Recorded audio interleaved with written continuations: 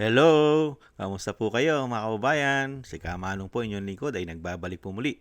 At sana po nasa maayos po kayong kalagayan. At tayo po magkomentuhan dito po sa Tambayang Makabayan. Mag-umpisa na po tayo. Komentuhan po natin. Ito pong pahayag at panawagan daw po ni Senator Lacson dito po kay Senator Bato de la Rosa. Ibang klase ito si Lacson mga kababayan.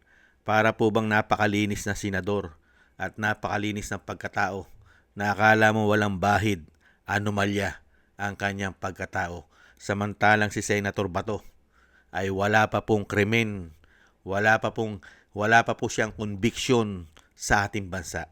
Wala pa. Samantalang isang senador, mga kababayan, isa po itong judicial, isang senador, pero ang batas ng Pilipinas mukhang ipinamimigay na po sa banyaga ang ating sovereignty.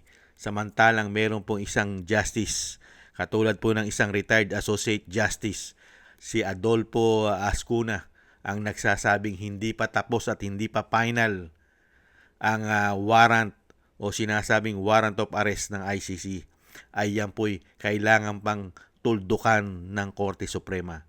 Pero pagdating po kay Senator Lacson, ibang klase po sa kanya. Wanted na po si Senator Bato. Ito po mga kababayan. At basahin po natin ang pinag-uusapan po ngayon sa social media. Yan po mga kababayan, babasahin ko po. Ping nananawagang pagbutihin pa ang pagtugis kay Senator Bato. Bakit daw? Ang payo ko sa law enforcement, galingan nila ang paghahanap. Galingan ng NBI, galingan ng PNP, o kung tutulong ang AFP, galingan nila ang intelligent work. Matindi, no? Senator Ping Lacson. Si Senator Ping nananawagan pagbutihin pa ang pagtugis kay Senator Bato. Ang payo ko sa law enforcement, galingan nila ang paghahanap. Galingan ng NBI, galingan ng PNP, o kung tutulong ang AFP, galingan nila ang intelligent work, mga kababayan. Ibang klase, no? Ibang klase po si Senator Lacson. Talagang iba na po ang tingin niya kay Senator Bato. Samantalang hindi pa po nare-resolve ng Korte Suprema ang issue po ng ICC sa ating bansa. Lalong-lalo po ang jurisdiction nila sa atin. Kailangan po dumaan sila sa lower court, sa ating judicial. Ito po mga kababayan. Pakinggan po natin ang isa pong retired associate justice, si Adolfo Ascuna. Ito po ang kanyang paliwanag, mga kababayan, sa issue po ni Senator Bato at syempre po ng dating Pangulong Duterte. Pakinggan po natin.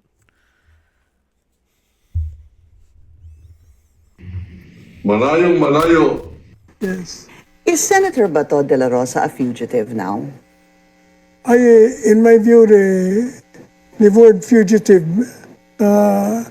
is not applicable yet to him because the question of the effect of the warrant, international warrant, is not yet definitely settled and is under question. So until that is resolved, in my view, he is not yet a fugitive. And if that is your view, then I would assume that there's no point in arresting him just yet, pending the issue before the Supreme Court?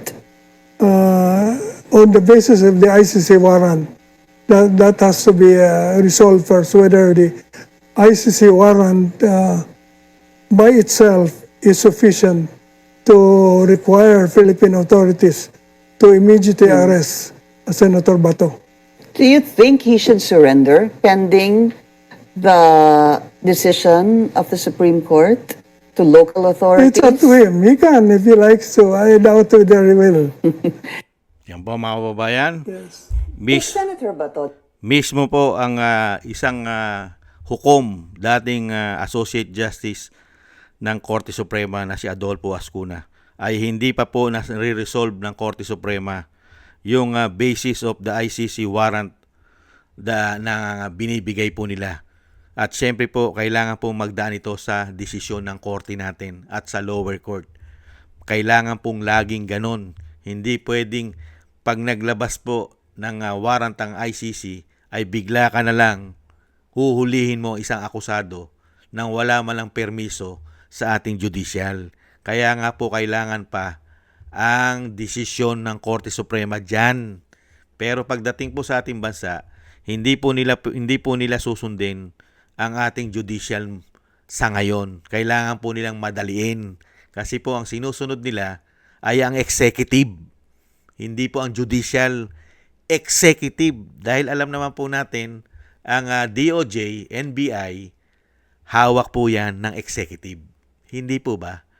Yan po mga kababayan. Kaya nga po iniintay po natin at ng mga kababayan natin yung final decision po sa issue ng ICC. Lalong-lalo po sa jurisdiction at sa sovereignty. At syempre po yung mga kaso na hindi nila isinampa sa ating bansa. Nasa ating bansa po sinasabing nangyari ang sinasabi nilang krimen. Pero wala pong nangyaring kaso na inimbestigahan dito sa ating bansa. Kaya po napakatindi po na usapin yan. Lahat po ba ng mga Pilipino ay pwede nang dumirekta? Kung halimbawa si Kamanong may kalaban sa politika, doon na ako magsasampa agad ng kaso sa ICC at wala nang pakialam ang local court at wala nang pakialam ang ating bansa na mag-imbestiga sa Pilipinas dahil naisampa ko na sa ICC ang kaso? Ganun po ba? At ora mismo, yung sinampahan ko na kalaban ko sa politika ay kukunin na ng ICC? Ganun po ba ang gusto nilang mangyari, mga kababayan? At syempre po, ibalik tanaw po natin kung ano po ang history at kung anong klase naman pong pagkatao meron si Senador Pampilo Lacson na nagpapatugis po sa isang senador na wala pong mga anomalya katulad niya na isang damukal po yata sa kanyang pagkatao ang mga anomalya na nalusutan niya dahil mismo sinasabi ni Senator Marcoleta gumamit daw siya ng napakaraming tao, backup o sinasabing padrino para malusutan niya ang mga kaso na ito ayon kay Senator Marcoleta. Ibalik tanaw po natin si Pampilo Lacson, mga kababayan, na hindi rin po nagtago ng napakatagal.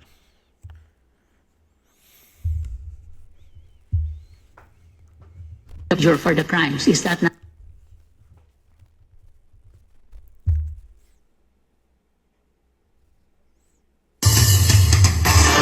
He is back!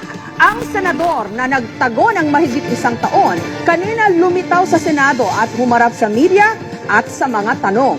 Bakit? Saan? Paano siya nagtago? At ano ang nagtulak sa kanyang bumalik na ngayon? May report si Tina Panganiban Perez. Kung gaano siya katahimik na umalis ng bansa noong isang taon, ganoon din katahimik na bumalik sa bansa nitong Sabado si Senador Panfilo Lacson. 11:45 na umaga noong Sabado, lumapag sa Mactan International Airport ang Cathay Pacific Flight CX-921 na sinakyan ni Lacson galing Hong Kong. Sa nilagdaan niyang immigration arrival card, Marriott Hotel ang ginamit na address ng senador sa Hong Kong. Nakunan pa ng larawan si Lacson noong Biyernes habang kumakain sa may Hong Kong Airport bago siya sumakay ng eroplano patungong Cebu. 6:45 ng gabi noong Sabado, sa runway na ito ng General Aviation, lumapag ang private plane na sinakyan ni Lacson pa Maynila.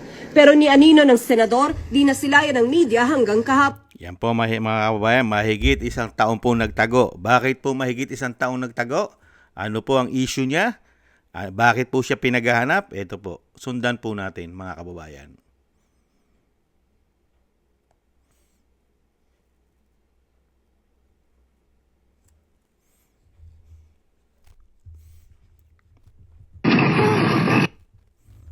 Sa mga saksi, mga taong nakasuot ng police uniform ang kumuha sa dalawa.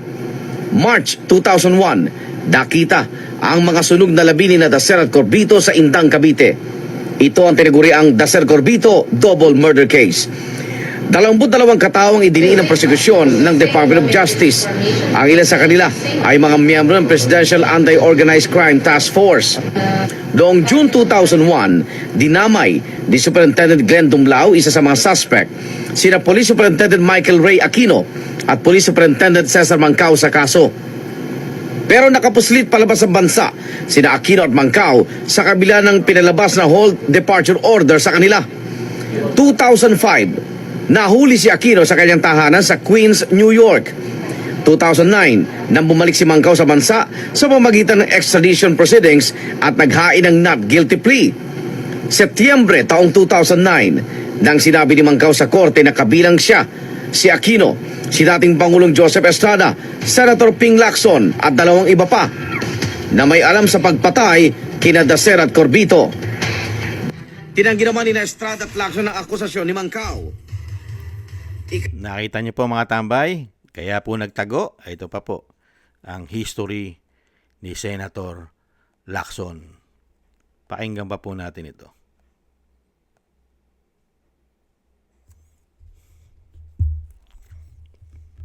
Sara Duterte. Turing po ng Department of Justice na isa ng pugante ngayon si Senador Pamphilo Ping Lacson matapos pong ilabas ng hukuman ang arrest warrant laban sa kanya kaugnay sa Dacer Corbito double murder case. Inihahanda ng NBI ang kanyang kulungan sakaling mahuli si Lacson. Nagpapatrol, maan makapagal. Alauna ng hapon kanina nang ilabas ng korte ang arrest warrant laban kay Senador Lacson, kaugnay sa Dacer Corbito double murder case. No bail ang nakasaad sa warrant. Agad na pinuntahan ni NBI spokesman Rick Diaz ang Senado para ihain ang warrant ni Lacson. Pinuntahan din ang bahay ni Lacson sa Ayala, Alabang.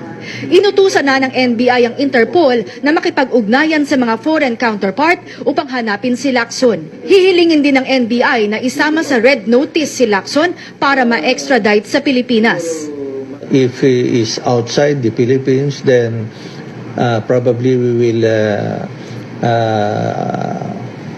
ask the assistance of our counterparts upang extradite si Senator Ping. Yan po mga kababayan, naging wanted po siya kay Dacer. Meron pa po mga kababayan, sundan pa po natin mga kababayan, yung mga issue niya po. Ito pa po, napakalinis po na senador. Tay, ayoko na, malakas ang Isiniwalat ni Nicanor Faeldon na sangkot sa smuggling ang anak ni Senador Panfilo Lacson na si Panfilo Pampi Lacson Jr. Sa isang press conference, sinabi ni Faeldon na 67 shipments ng semento ang ipinasok sa bansa ng Bongiorno Trading na pagmamayari ni Lacson. Pero 4 sa mga shipment noong nakarang taon ay napag-alamang undervalued ng 50%. Consistently, si Pampi Lacson Jr. wants to pay 50% lang nung freight cost niya. Itong October na ito, nagpadala pa siya ng abogado niya to try to justify na $8 lang. The prevailing market sa buong mundo is between $16 to $20.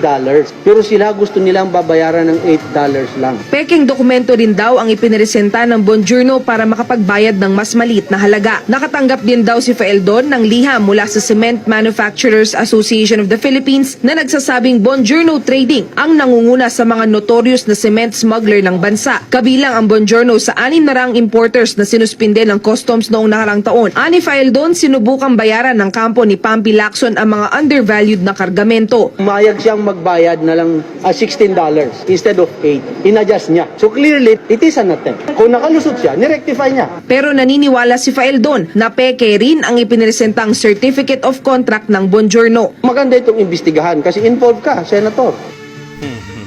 Nakita niyo po mga tambay, grabe po pati sa smuggler na semento, mga kababayan, ang kanilang kumpanya ng kanyang anak. Hindi po ba? Nalusutan niya po lahat yan. Ito pa po, mga kababayan, meron pa po. Ito naman po yung sinasabi na isang attorney, mga kababayan. Si attorney Mike, I think. Ito naman po ang sinasabi niya. Painggan po natin siya.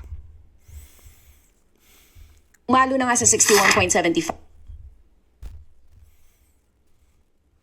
Ni minsan hindi ko pa ibinoto si Ping Lacson. Anong dahilan? 2 words. Kuratong baleleng. Ito po muli si Attorney Mike Operario at pag-usapan natin ito. At ito lamang po ang umpisa ng serye ng ating diskusyon tungkol dito sa issue na ito ng kuratong baleleng. Noon pong May 18, 1995, bumulaga po sa Pilipinas ang isang balita na nagkaroon di umano ng shootout sa flyover, pagbaba ng flyover dito sa Commonwealth Avenue, at 11 tao ang namatay. At ayon sa kapulisan, ito ay mga miyembro ng Kuratong Baleleng. Ako po ay bagong abogado pa lamang noon at kapipirma ko pa lamang sa Roll of Attorneys noong May 3, 1995. At pagkatapos ng 2 linggo, eto na, Kuratong Baleleng na. At ako'y bahagi na ng tanggapan ni Senator Rocco bilang isa sa kanyang mga abogado. Noon pong May 21, bigla pong sumulpot itong si SP Otto de los Reyes sa aming tanggapan.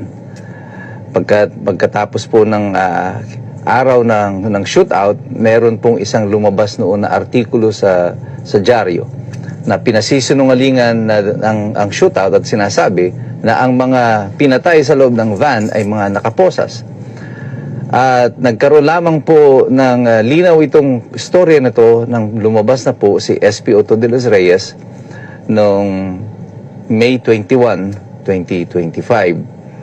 At nung sumunod na mga 1 linggo, 5 araw lang, May 26, sumulpot pa uli ang isa pang testigo na si Corazon de la Cruz na pinatotohanan niya ang lahat ng kwento ni SP Otto de los Reyes. Ang pagpunta po ni SP Otto de los Reyes sa aming tanggapan ay dahil sa kanyang takot na baka siya ang maging fall guy dito sa usapin na ito. Bakit niya sinabi yun? Ayon kay SP Otto de los Reyes, nung pagkatapos daw ng operasyon, ay ipinare-record sa kanya ang halagang 200,000 piso bilang mga ebidensya ng perang nakalap o na-recover mula sa Kuratong Baleleng. Pagkatapos nun ay pinabubura daw sa kanya yung mga serial number ng mga baril. Yan naman po lahat ay public record at bahagi ng Senate investigation. Bakit siya natatakot doon sa pera? Kasi alam niya na hindi lang 200,000 ang na-recover nila. Ayon sa kanya at kay Corazon de la Cruz, 2 van ang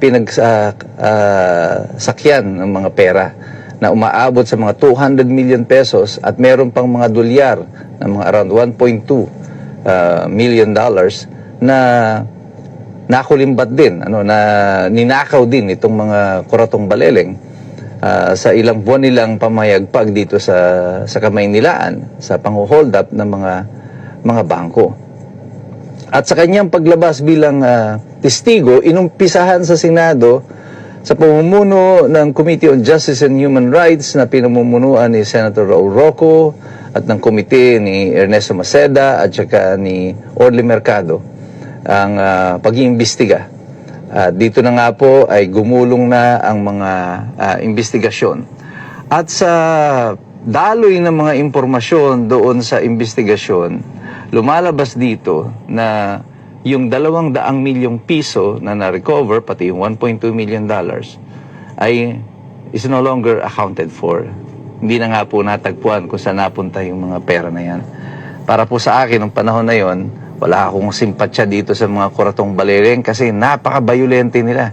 Ito yung mga tipo ng hold-upper na mamamaril muna, papatay muna bago mag-aanunsyo ng hold-up. At sunod-sunod po yung kanilang hold-up nila noon sa Kamaynilaan. At wala kang mararamdaman na anumang lungkot sa kanilang kamatayan. Subalit, ang punto dito ay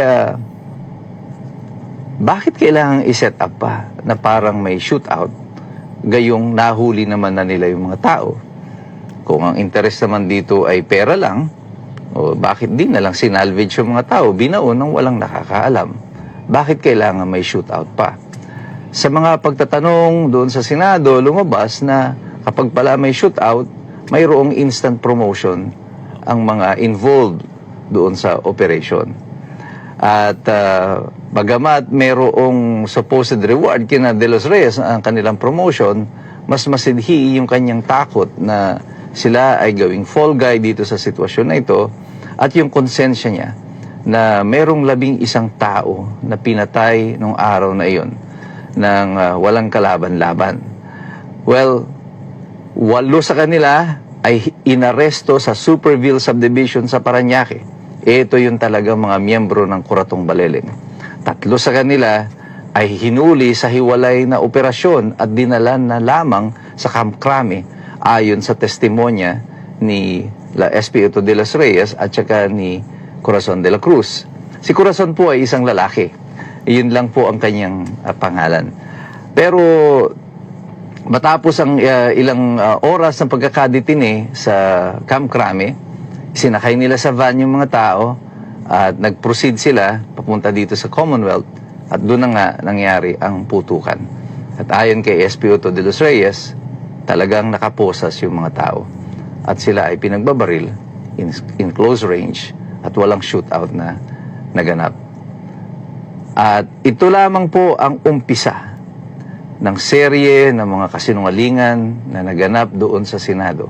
At ikukwento ko pa sa inyo yung mga totoong nangyari doon sa investigasyon na yan sa Senado dito sa issue ng Coratong Baleleng.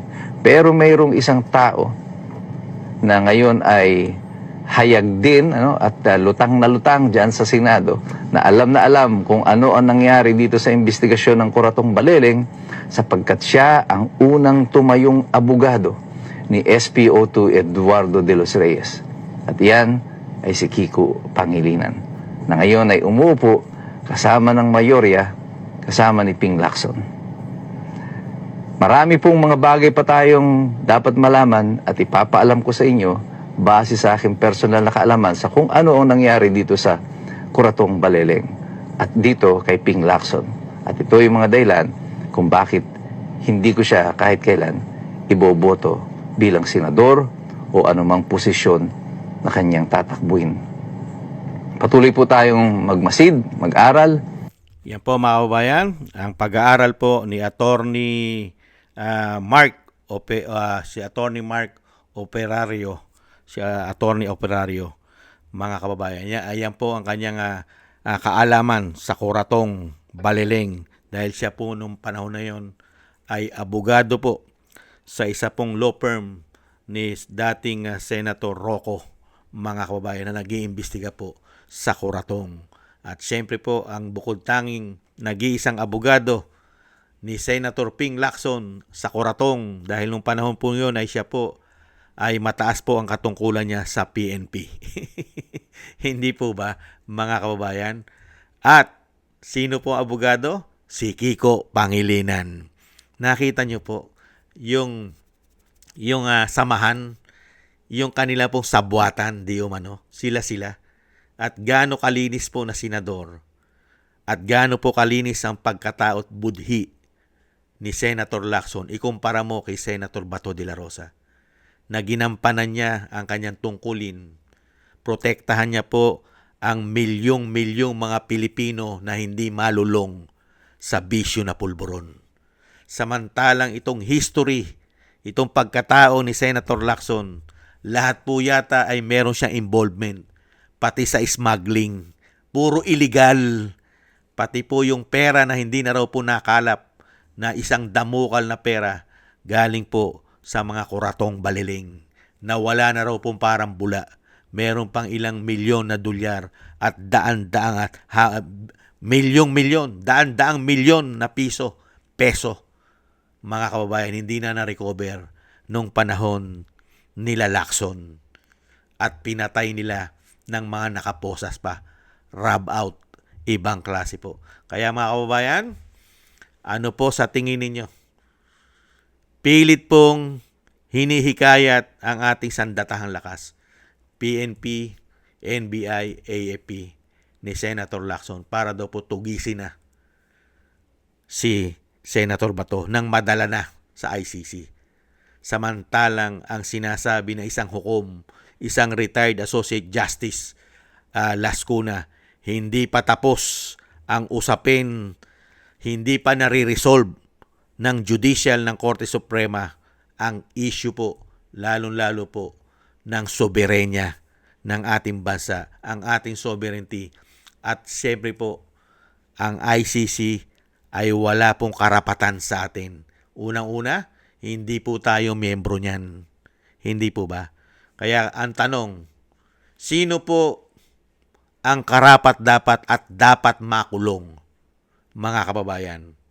Sino po ang dapat at karapat-dapat makulong sa tingin nyo?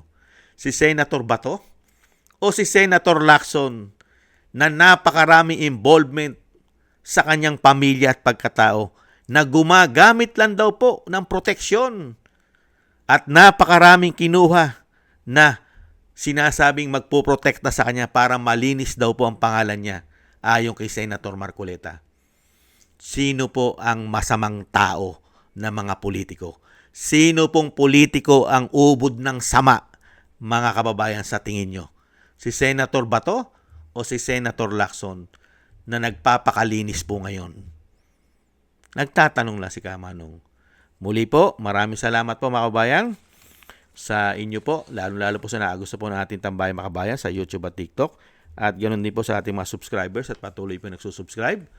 At ganoon din po sa inyo na mga nagko-comment, like, share, and subscribe. Maraming salamat po mga kababayan.